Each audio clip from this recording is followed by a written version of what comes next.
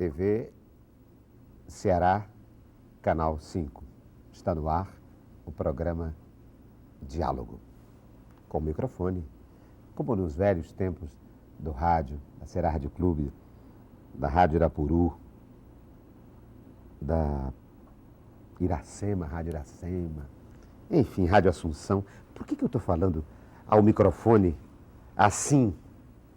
Porque este microfone é um dos objetos do nosso dialogador de hoje. Ele é radialista, ele é jornalista, ele é sociólogo e tem passado com essa cidade. Hoje ele dirige a TV Fortaleza. É o meu amigo Arnaldo Santos. Que bom rever você, Arnaldo. Bom, olha aqui com microfone, como nos velhos tempos. Aqueles locutores que punham a mão assim no... Atenção. Atenção, senhores ouvintes. Está no ar o programa Diálogo. O nosso dialogador de hoje é o jornalista e sociólogo Arnaldo Santos. Era bem assim, você não chamava rádio, era rádio. Rádio. Que lindo, né? Lindo. Grandes locutores, grande serviço o rádio prestou desde o começo do século XX ao Brasil. E, como vocês sabem, o programa é pautado pelos objetos que o convidado traz. E olha os objetos que o Arnaldo Santos me trouxe. Primeiro, esse microfone, pelo qual me apaixonei. Acho que não vou deixar nele voltar e ir embora com ele, ficar aqui para sempre. Me trouxe um mini... é o Dicionário da Língua Portuguesa. Me trouxe seleções. Me trouxe uma miniatura de um carro Fórmula 1 e uma carteira de jornalista. Vamos começar por onde, Arnaldo? Pelo microfone. Pelo microfone? Já começou? Pelo microfone. Tá bom, vamos começar pelo microfone. Então, vou passar o microfone para ele. Arnaldo, o que o microfone suscita em você? A imagem do microfone, o objeto do microfone? Obviamente que comunicar, né, Ricardo? Comunicar. E esse comunicar não necessariamente restringe-se à comunicação que nós fazemos no dia a dia, seja no rádio, na televisão, como fazemos agora. Mas comunicar com as pessoas, comunicar-se com o mundo, né? Comunicar-se com os haveres e deveres, enfim, comunicar para construir, para edificar, né? Comunicar para unir, para incluir, para ligar, né? Não apenas a comunicação superficial, tem um sentido filosófico, esse sentido. Quer dizer, comunicar é tornar comum, não é? Comum. Tornar comum, Isso. Partilhar informações, partilhar conhecimentos, partilhar saberes. Daí a grande responsabilidade de um comunicador, né? Porque o que é que ele vai partilhar? O que é que ele vai tornar comum? Se for para tornar comum aquilo que já é mediano, que já é abaixo da média, que sentido tem? Que serviço social está prestando um comunicador? Pois é, e a função principal da comunicação, não só dos veículos, mas daqueles que fazem, que ocupam os microfones, é essa. Informar, educar, entreter, né? Construir cidadania, em última análise. Algo que anda um tanto quanto raro, não sei se você concorda comigo. Claro, a história do rádio, o rádio começou no final dos anos, em 19, né? De 19 até 23, pequenos experimentos, depois com Roquete Pinto, mas o rádio começou como um projeto de educação. Assim como o cinema começou como um projeto de educação, né? O teatro. E o rádio se deteriorou muito. E esse microfone desse compromisso educativo que tu falando. Não, se distanciou completamente. Completamente. Hoje, para nossa tristeza, e creia, não é sem sofrimento que eu digo isso aqui para o seu público, nós que fizemos o rádio, daqui a pouco eu conto essa passagem, em outras épocas, eu e você, que é um detalhe que pouca gente sabe. É verdade, trabalhamos juntos. Nós somos companheiros de rádio, eu e Arnaldo Santos. O rádio perdeu, porque hoje ele está muito voltado, premido pelo faturamento, né? Meramente um negócio, um comércio, e no momento que se torna isso, obviamente que ele começa a perder o seu sentido essencial, que é este, né? De construir uma sociedade melhor, mais igualitária, menos injusta. Tem uma mentalidade que fez com que acontecesse isso, eu queria que você comentasse, Arnaldo, é que antes o rádio tinha uma liderança, ele imprimia inclusive um novo código de linguajar, etc., de informação. Agora parece que todo o esforço, agora que eu digo, coisa de 30 anos para cá, a intenção do rádio não é mais elevar, é baixar ao nível do mais mediano, às vezes até do mais medíocre, para poder chegar a inclusão desse mercado. E aí você tem um conflito muito grande. Quer dizer, o comunicador abdica da sua condição de educador para se tornar... E aí é um conflito No nível do que educando. nós podemos aqui até, numa perspectiva sociológica, dialogarmos um pouco, já que sugere o programa. Imaginemos o seguinte, esses comunicadores, pretensamente, descem a esse nível, como você falou, com o objetivo de atingir as camadas, digamos, mais populares. Isso. Primeiro grande erro. Parte do pressuposto que somos um bando de ignorantes, analfabetos, incapazes de assimilarmos uma informação de maior conteúdo. Esse é o primeiro erro. Isso é de uma posição, isso é de uma excludência jamais vista. Portanto, um comunicador, uma emissora de rádio, de televisão, não poderia partir desse pressuposto. Né? Porque o povo, o que oferecer ao povo, o povo vai consumir, vai processar da melhor forma possível, com uma sapiência que só o povo tem. Então, se eu ofereço, partindo do pressuposto que eu decido o que é bom e o que é ruim, e eu ofereço coisas de baixa qualidade, qual será o resultado? Eu vou formar uma sociedade, uma cidadania, um jovem, né, consumindo algo de baixa qualidade. Se eu lhe ofereço algo de mais conteúdo, mais substantivo, o que é que vai ocorrer? Eu vou educar essas pessoas com mais conteúdo, voltada para algo mais substantivo. E aí você remonta um pouco, imaginemos, já que estamos falando no marco do capitalismo, voltemos então à cultura de massa e vamos à escola de Frankfurt. E pegamos Theodor Adorno, que é o teórico dessa cultura de massa. Né? E o que é que ele nos ensina lá, na escola de Frankfurt? É essa comunicação substantiva. Massificar não significa diminuir valores, suprimir valores, inteligências. Massificar significa democratizar, o conhecimento, levar a mais partilhar pessoas. Levar ao maior número, levar o número de pessoas. É isso, né? Claro. E eu acho que essa é a missão das empresas, dos veículos de comunicação, não apenas do rádio, mas o rádio principalmente, porque tem essa capilaridade muito maior, muito mais instantânea, muito mais rápida, mas é o papel de todos os veículos. A televisão hoje... Mas não é uma tristeza você ver um radialista Muito. falando como... colocando no seu linguajar expressões, às vezes, de guetos, da marginalidade, enfim, o português não mais escorreito. Eu fico me lembrando, não sei se é saudosismo, mas, por exemplo, nós sabemos, por exemplo, a história do rádio no Ceará. Você que para ser locutor de rádio, você primeiro tinha que fazer prova de aptidão e de leitura. E a leitura era no mínimo de Shakespeare para cima. E o Você texto, tinha que saber ler um texto em português, em inglês e em francês. E eu não sei se isso ocorreu com você, mas quando eu fiz o teste para locutor de rádio, me deram um texto, me deram 2 ou 3 laudas. Laudas são folhas de notícias. Não tinha ponto, não tinha vírgula, não tinha acentuação. Para que você para colocasse. que eu colocasse Maravilha, na leitura. Claro, Que era para testar claro. a capacidade de leitura. E eu não estou falando de algo tão distante, não. Estou falando de 1976, que é quando eu começo no rádio. Que esse objeto que você me trouxe, o primeiro objeto aqui, para pautar o nosso diálogo de hoje, é o microfone. O microfone típico de rádio, de cabine, não é? Ou de estúdio, é uma arma, não é? Para elevar o nível social, de cidadania de alguém, ou para destruir também isso. Certamente. Para nivelar por baixo, não é? E tem bom, deixa eu contar aqui aquela particularidade que eu anunciei. Ah, sim. Em 1977, eu vou agora cometer aqui uma inconfidência. E Ricardo Guilherme, este teatrólogo, apresentador, diretor, jornalista, ator, porque todos, não estou falando nenhuma novidade, quem lhe conhece sabe de todo o seu talento artístico.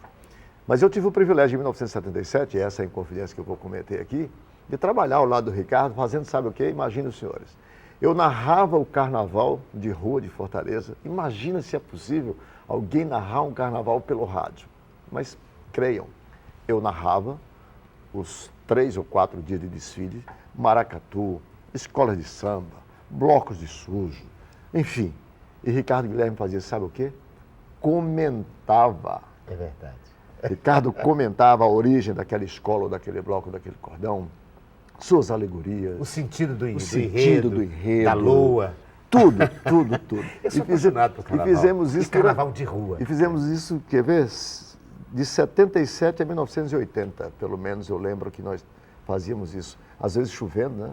A gente na Duque de Caxias, o desfile de rua, o curso, como era chamado, era na Duque de Caxias nessa época. Você lembra disso? Me lembro. E a gente a tarde eu queria inteira... até que você lembrasse aqui, tá com o microfone noite. da Rádio Dragão do Mar. É. E como é que para você ter uma ideia de como é que é narrar pelo rádio o desfile carnavalesco. Digamos, está passando agora um maracatu. E aí, Arnaldo Santos, no ar. Bom, para você que gosta do carnaval e, sobretudo, que gosta do maracatu em especial, porque carnaval é alegria, carnaval é festa, mas carnaval é, antes de tudo, cultura de um povo segmentado e tal. E você, não sei se sabe, mas o maracatu tem uma peculiaridade completamente diferente. Por exemplo, essa rainha que você vê aí, com esse cesto lindo, colorido, desfilando aqui. Você sabia que não se trata de uma rainha, mas de um rei ou um príncipe? Sim, porque ali está um homem vestido de rainha, né, para poder fazer aqui esse belo desfile. Mas o maracatu, as de paus, por exemplo, aí você começa a contar quando é que o maracatu surgiu. E aí passava para mim, Ricardo. Aí, Ricardo, aí chamava e pedia a você que você comentasse. É verdade, é verdade. Para dizer por que era um homem, por que a tradição daquele homem, qual tinha sido os primeiros maracatu, quais tinham sido os primeiros maracatus a desfilar. Onde surgiram. Onde surgiu. As referências que a música fazia, a história afro-brasileira, não é? Ao Olimpo do candomblé ou da Umbanda, etc, etc, etc. Quer dizer, isso você não tem, por exemplo, hoje o rádio não dá a mínima. Não dá a mínima para isso. Mas... ao Carnaval do Ceará. Não faz mais isso. Porque perdeu, como vocês, distanciou-se daquele sentido lúdico, né?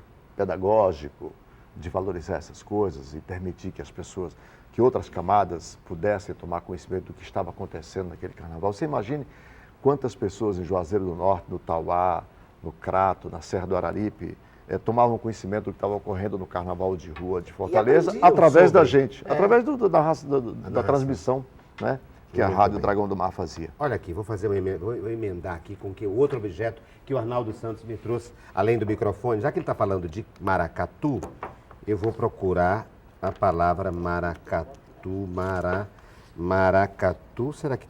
Claro que tem. Tem. Agora, vamos ver também se tem a ver com o Ceará. Sabe que o maracatu de Pernambuco é uma coisa, do Ceará é outra, não é? Tem várias manifestações. Diferentes. Maracatu rural,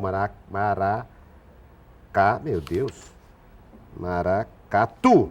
Dança pernambucana, olha aí, em que os participantes ao som de tambores seguem em cortejo a rainha do bloco, que empunha num bastão a bonequinha enfeitada, que é a calunga, né? É a música que acompanha essa dança. Tá vendo? Veja, mesmo um dicionário desta qualidade não faz referência à especificidade do maracatu do Ceará. Mas por que você trouxe? O dicionário? Sim. Porque o dicionário tem que estar por perto. Eu tenho uma relação com o dicionário que difere, eu acho que da maioria das pessoas. As pessoas têm o dicionário como um livro que está lá numa gaveta, jogado ou no fundo da estante, como se ele não tivesse nenhuma utilidade.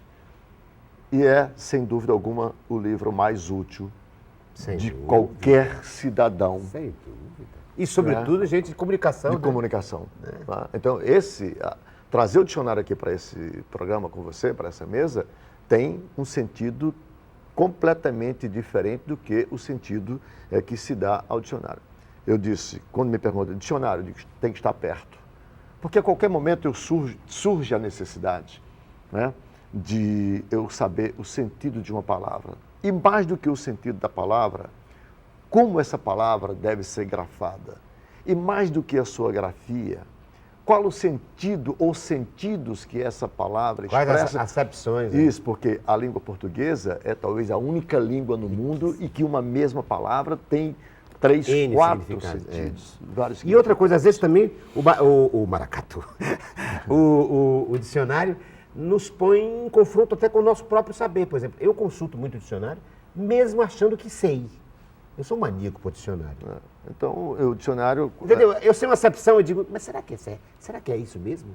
Eu ponho o advogado do diabo de mim mesmo. Isso. Você desconfia de você mesmo. Desconfio de mim mesmo. Será que eu só uso nesse sentido? Mas será que é ter? E vou lá e aprendo outros. Ou confirmo.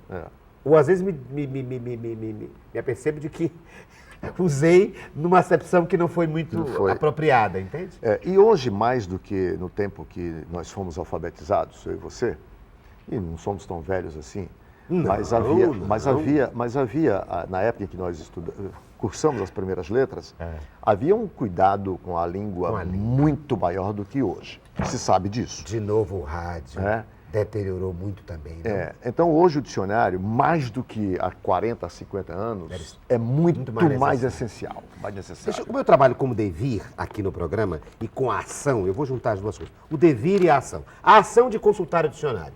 O devir que ao acaso, eu vou pegar aqui qualquer tema aqui, uma palavra, e vou trazer para a mesa, tá bom? Tá certo. Vamos ver? Focinho, foco, foca, fogão, fogareiro, fogaréu, fogo. Não, acho que o mais apropriado seria foco. Foco. Foco. Foco é o que nós estamos fazendo aqui. Nós estamos focados nesse instante aqui em fazer um programa, diálogo, como sugere, focado naquilo que nós imaginamos que essa nossa conversa possa despertar algum interesse. Quando eu foco, significa dizer, eu me concentro, eu me volto, né? Eu miro para aquela ação. Pode ser essa ação axiológica, um dever ser, e pode ser uma ação no presente, real, em que eu estou a executar. E quando foco também, eu retiro... Eu seleciono alguma coisa. Eu seleciono. Seleciono, eu ponho em primeiro lugar um determinado corte. Valor, imagem, enfim. Aí você, se você quiser, enveredar um pouco pela semiótica, imagine que você pega um quadro expressionista, e você olha para ele e o que é que você vê naquele quadro? Você pode ver quantas imagens a tua mente te permitir viajar e percorrer aquelas imagens. E você foca numa, né? Você vê várias e foca numa única e você se prende naquilo ali. Então, focar é objetivar, em outras palavras, né? Em qualquer ação que você tenha. Só para provar que não é nada combinado, vou pedir que você também faça a mesma coisa. Tá certo. Assim, ao acaso, me tire uma palavra para pontuar o nosso diálogo de hoje. Com Arnaldo Santos. Que letra você pegou aí? Eu peguei o B. B? Escolha aí uma palavra que acha que é pertinente. Barnabé. Barnabé? Barnabé. Uma palavra em desuso, inclusive. Barnabé é o funcionário, o servidor público, né? Isso. Pelo menos em um determinado momento foi. De baixa hierarquia. De baixa hierarquia, Exatamente. O Barnabé é o servidor público. Por que que eu digo... Por que você escolheu o Barnabé? E diz que anda em baixa, né? Anda em desuso, é essa palavra. Porque a mais recente referência que nós temos desse funcionário público é do Marajá. Lembra? Que é exatamente o oposto. É o oposto. Lembra? Do caçador de Marajá, sim, lembra? Sim. Está na memória, né? Hoje está no consciente coletivo. E está lá no Senado E está lá no Senado. Foi reeleito e tranquilo. E hoje algumas das ações que nós podemos detectar, enxergar no serviço público, muitas dessas ações são praticadas por esses Barnabés. Funcionário público de baixa hierarquia. Você acha que muito o quê? Muito das travessuras que nós encontramos hoje no serviço público, muito dos desserviços são praticados por esses Barnabés, por incrível que pareça. E que são funcionários de carreira? De carreira. De carreira. Mas que estão desestimulados, tá? Em que a sua hierarquia superior não lhe motiva, a sua hierarquia superior não lhe cobra, não lhe exige a prestação do serviço. Quer ver um exemplo? E aí ele abre o funk quantas vezes você ilícitos, é quantas vezes você chega numa repartição pública qualquer e dá boa tarde, se depara com uma telefonista, ao telefone falando muitas vezes sobre o namorado, com a amiga, e você dá boa tarde, ela não se digna levantar a cabeça para você. Quantas vezes isso acontece? Nas repartições públicas? O que é isso? Esse é um desserviço. E essa funcionária, na acepção da palavra, está nessa qualificação. Pois é, mas aí é a falta de consciência de que essa pessoa é um servidor público, ou essa pessoa é uma servidora pública, mas é também, num sentido mais amplo, não é? Isso reflete falta de compromisso público, inclusive das camadas mais altas. Mais altas, eu disse. Que Eu mencionei, a sua hierarquia superior não lhe cobra, não lhe exige, não presta atenção, não fiscaliza. É um efeito dominó isso. Dominó. Do mesmo jeito que o deputado também não cumpre o seu papel de servidor público. De servidor público, de O presidente da República é um servidor público. É o primeiro servidor É o primeiro público servidor da nação. público da nação. O governador do É estado o primeiro servidor público do estado. É um servidor público. O prefeito, a prefeita Assim é como a o primeira. Barnabé é um servidor É um público. servidor público. E todos, no Tem seu compromisso. Para usar uma expressão mais contemporânea, e todos no seu quadrado Cada qual no seu quadrado. têm É. a mesma responsabilidade. Mutatis mutandi, proporcional à sua função, a que desempenha, a sua capacidade. Mas já que você citou o cada qual no seu quadrado, eu entendi o sentido. Mas estou preocupado, querendo aqui redimensionar esse sentido, porque a ideia de cada qual no seu quadrado dá uma ideia de descompromisso, de compromisso apenas micro com as coisas. Né? E não é. No seu espaço, no seu contexto, na sua circunstância. Quando, na verdade, a ideia de servidor público inclui algo muito maior. Eu estou no meu quadrado, mas eu tenho a ver com o quadrado todo, do outro, com o todo. outro. Eu estou aqui a serviço Com de um outro. todo, de um compromisso maior. E não raro você é mal atendido, você é destratado, você é desrespeitado. Né? Quer ver, você vai a uma repartição, depois de você esperar 5, 10 minutos que aquele servidor ou servidora encerre sua conversa particular ao telefone, que já começa errado aí, porque aquele equipamento deve estar a serviço do serviço público e não dos seus assuntos pessoais, particulares. Você já detecta o primeiro erro. E depois que você espera aí 3, 4, 5 minutos para ser atendido, aí você pede uma informação. E você pergunta, por exemplo, o que é que precisa para que você possa obter aquela certidão. E aí aquele servidor ou servidora mal olha para você e diz assim, o senhor precisa trazer aqui o seu registro de nascimento. Aí você volta para pegar o registro de nascimento, no dia seguinte você vem. Aí quando você chega no dia seguinte, diz, não, precisa do registro de nascimento, a identidade, o CPF e a carteira de trabalho. Por que não disse tudo que precisava no mesmo dia? Por que o cidadão tem que ir 3, 4 vezes uma repartição pública, cada vez que ele vai ter uma informação nova de algo que ele precisa apresentar? Arnaldo, eu compreendo perfeitamente, entendo esse desserviço que alguns servidores, em todos os escalões, podem chegar a fazer. Mas eu tenho muito medo que esse discurso possa ser vinculado a uma ideia de descrédito do serviço público e do papel que o Estado deva ter na sociedade, numa sociedade como a nossa, capitalista, etc. Entende? Eu queria que você discutisse mas isso. Mas não tem esse que isso sirva de pretexto para a gente diminuir o Estado, diminuir a ação do Estado, falar mal da escola pública, falar mal do servidor público, falar mal das repartições públicas. Não, em absoluto, é exatamente... E favorecer as iniciativas privadas. Em absoluto, é exatamente o contrário. É qualificar melhor o servidor público para que ele tenha esse compromisso e preste o melhor serviço. Mas você entende o meu medo, né? Entendi. Porque muitas vezes esse discurso você está falando do que é real. Ser contra. Você está falando do real. Ser contra o Estado. Você está falando do real. Contra o serviço público. Não, mas longe... não é nada isso, A né? intenção é exatamente o contrário. A minha e sei que a sua também. É exatamente o contrário. Algumas funções o Estado não pode delegar a terceiros. Não pode. Sob a pena de estar negando ao cidadão o que é de mais precioso, que é prestar-lhe um bom serviço. O quadro de servidores, me parece, ser o primeiro, digamos, grande compromisso para que o Estado possa prestar um bom serviço, ele tem que ter um bom quadro de servidor. E só se tem um bom quadro de servidor quando se seleciona bem.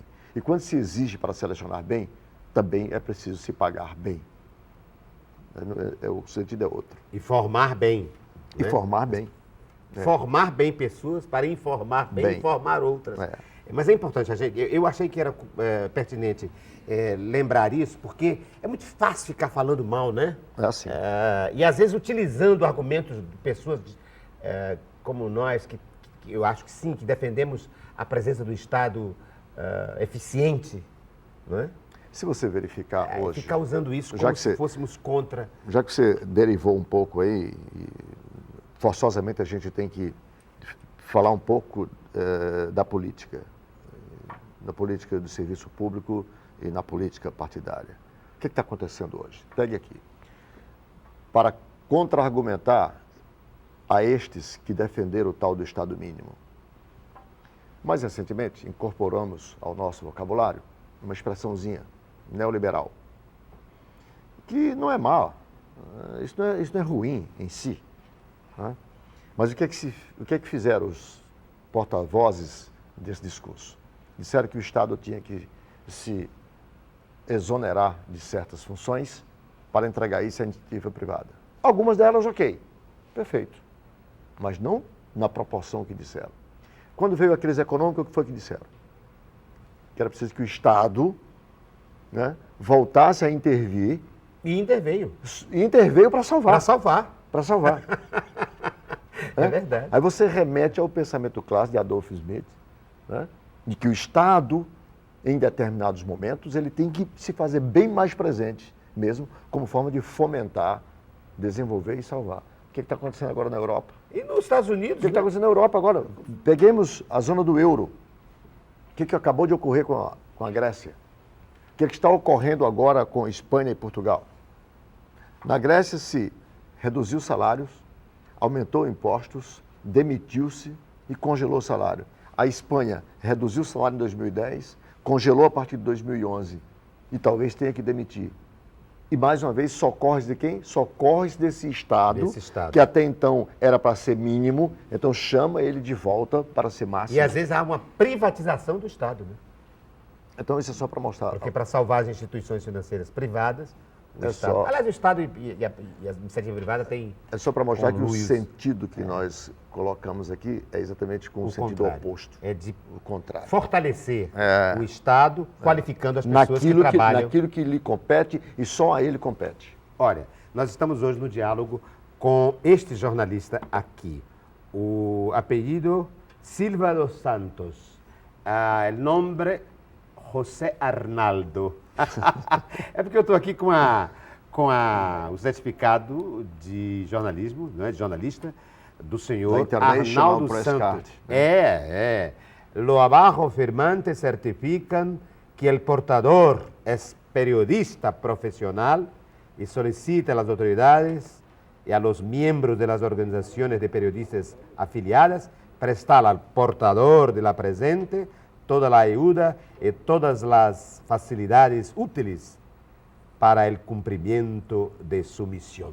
Está vendo aí em espanhol e em inglês, permitindo que o Arnaldo Santos possa, em final de contas, como jornalista brasileiro, circular por aí para fazer a sua missão de jornalista. É com esse jornalista que nós estamos conversando. Mas que é lindo, porque não é só o jornalista do jornalismo impresso, é desse fetiche maravilhoso que é o microfone.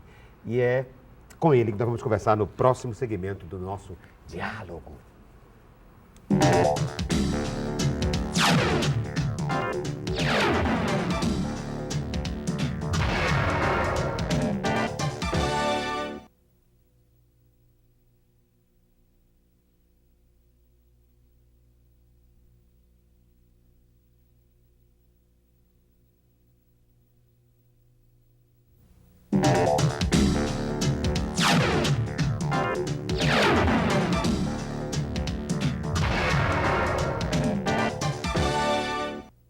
Arnaldo Santos é o portador desta carteira, que é uma entidade internacional de jornalismo e de jornalistas, que congrega jornalistas pelo mundo. É ele, o Arnaldo Santos, é com ele também que trabalha com isso aqui, olha aqui, cadê?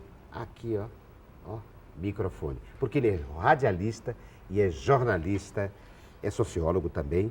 E é meu amigo, é o Arnaldo Santos, o nosso dialogador de hoje. Arnaldo, você sabe que o objeto vai pautando, né? A conversa. E eu estou aqui com a sua carteira da Internacional Federação de Jornalistas. E o significado disso, hein? O significado de inserção de um jornalista periférico, digamos, estamos na periferia, né? No certo sentido, na mídia, porque somos do Ceará, de Fortaleza, do Nordeste. Até o Brasil, num certo sentido, determinado contexto é periférico. O que significa ter isso na mão? Por que você...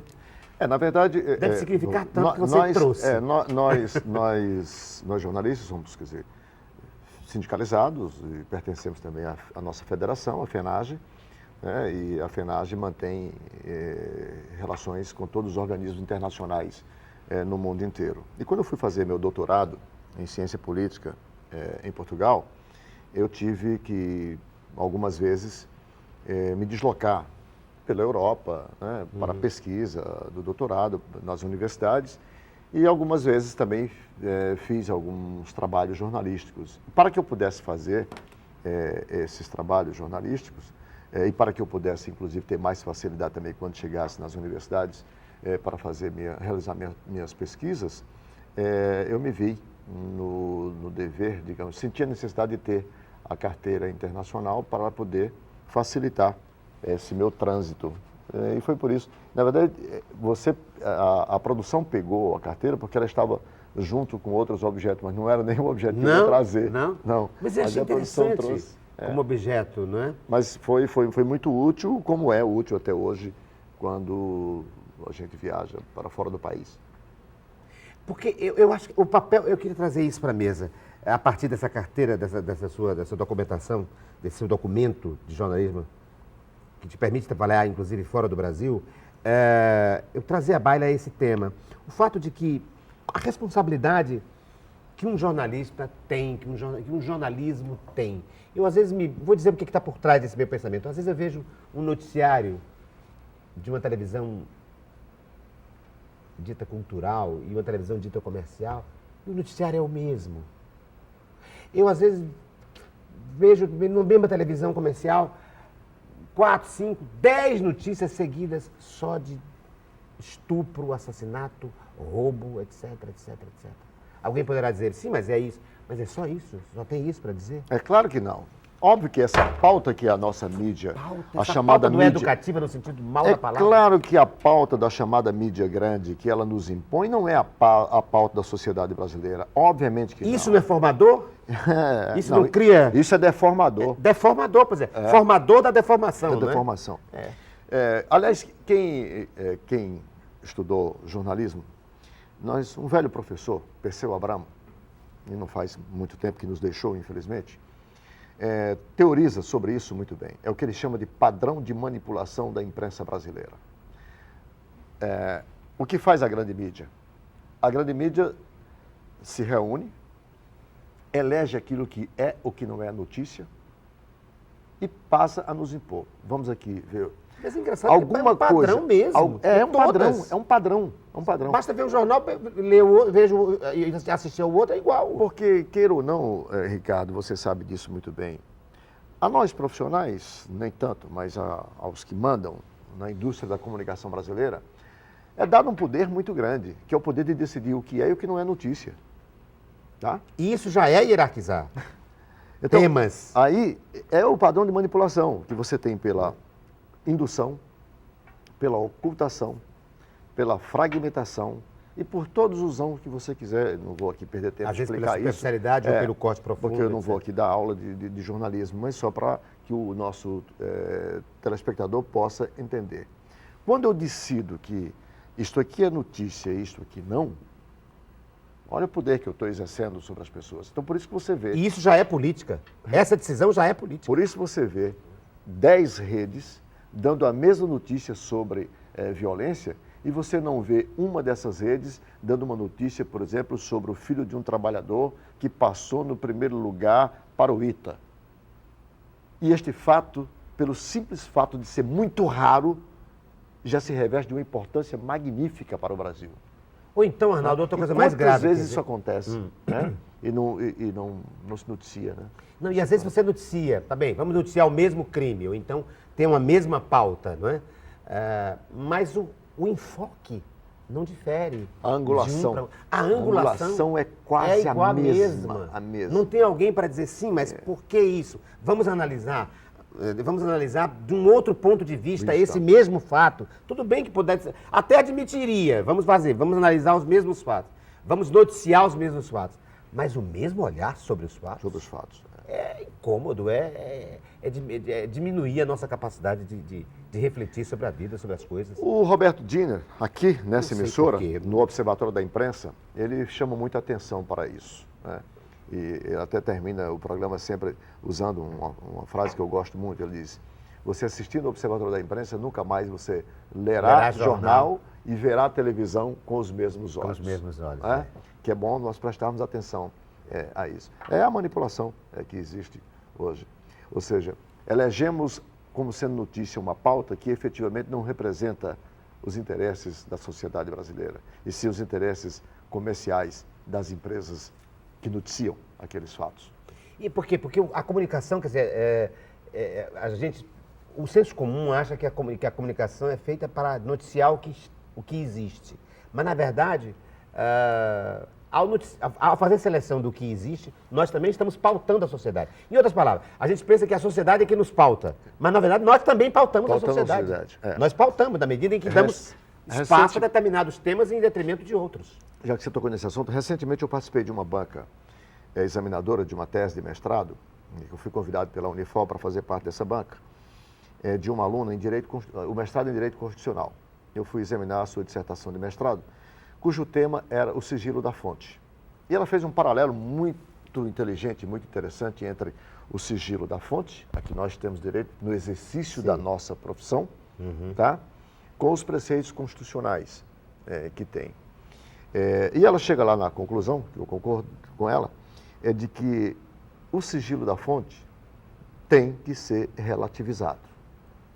Porque, em muitos momentos, guardar o sigilo da fonte entra em contradição com os interesses maiores da sociedade brasileira, porque não necessariamente aquilo que está mantendo sob sigilo, tá, representa efetivamente o espelho da verdade. Foi bem interessante, e você tocou no assunto, agora eu me lembrei disso, que é um conflito muito grande nesse instante.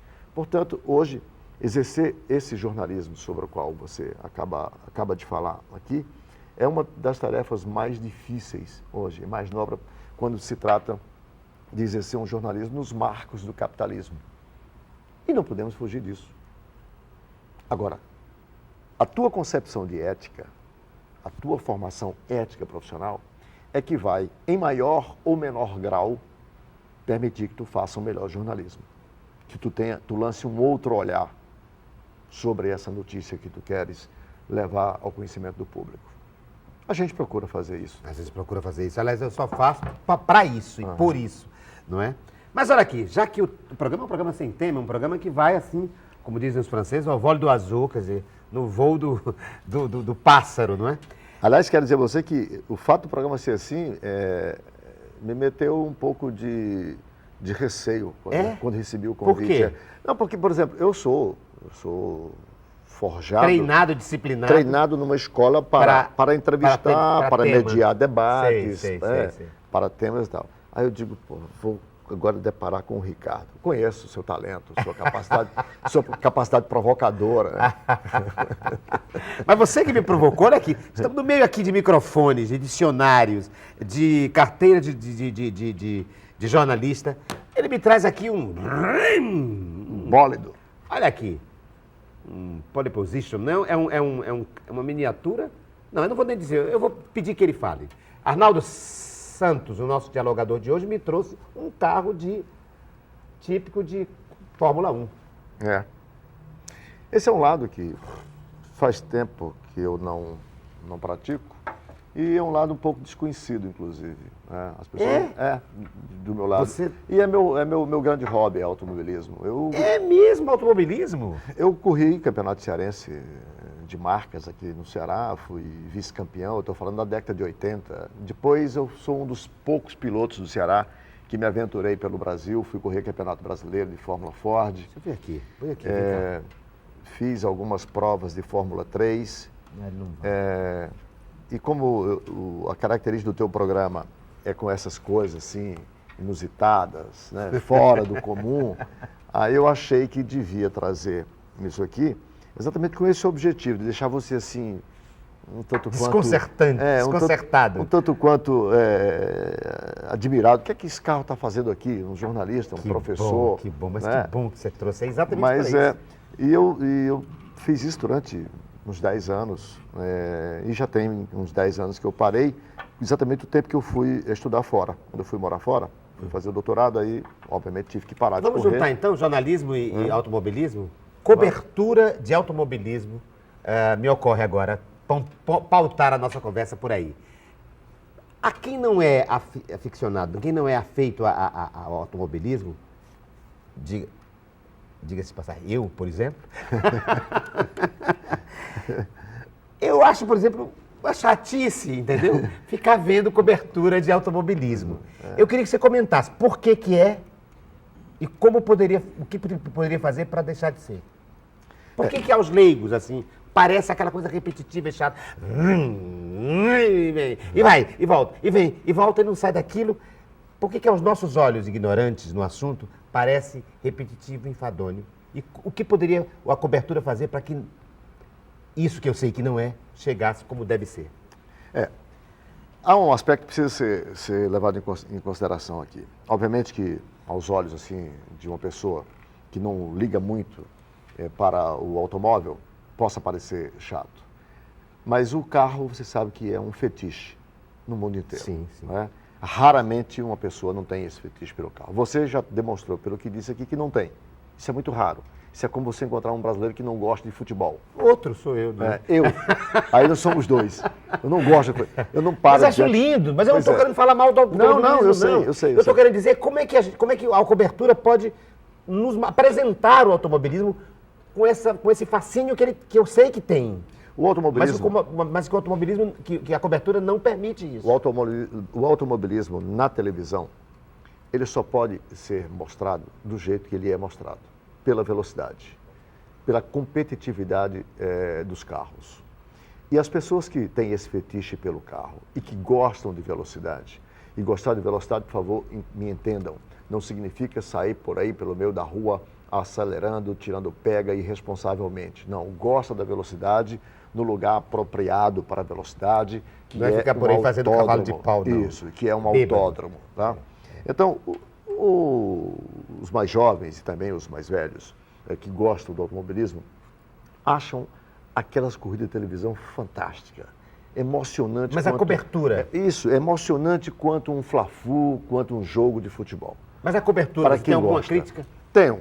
De comentar, de ter mais comentário, de ser mais explicativo. Podiam ser mais, pronto, é isso que eu de ia dizer. trazer mais pessoas como eu, por exemplo. Podiam trazer mais informações para me conquistar. Interessantes sobre, por exemplo, os riscos da velocidade, quais as funções de certos equipamentos do carro, que na medida que permite mais velocidade, mais potência, também aumenta o risco, o perigo. Isso poderia ser mais didático, ser mais pedagógico, né? Ao invés dos comentários serem voltados para as brigas dos cartolas, e se você assiste a Fórmula 1 ou a Fórmula Indy, você vê que raramente os comentaristas trazem alguma informação que não seja sobre a briga dos cartolas ou o contrato e mudança de equipe de um piloto para outro. Quando poderia aproveitar em alguns momentos, né, e mostrar a importância, por exemplo, daquele freio que está sendo testado naquele instante, né, daquele determinado composto do pneu, explicar por que o pneu de Fórmula 1 ou de carro de corrida dificilmente derrapa